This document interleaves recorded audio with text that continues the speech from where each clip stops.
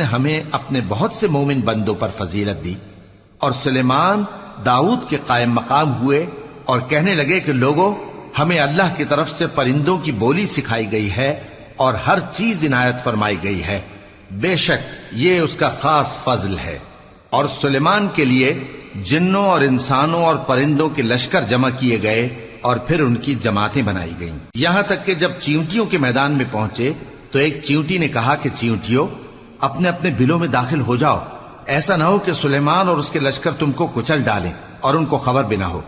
تو وہ اس کی بات سے ہنس پڑے اور کہنے لگے کہ اے پروردگار، مجھے توفیق عنایت کر کہ جو احسان تو نے مجھ پر اور میرے ماں باپ پر کیے ہیں ان کا شکر کروں اور ایسے نیک کام کروں کہ تو ان سے خوش ہو جائے، اور مجھے اپنی رحمت سے اپنے نیک بندوں میں داخل فرما۔ اور جب انہوں نے پرندوں کا جائزہ لیا تو کہنے لگے،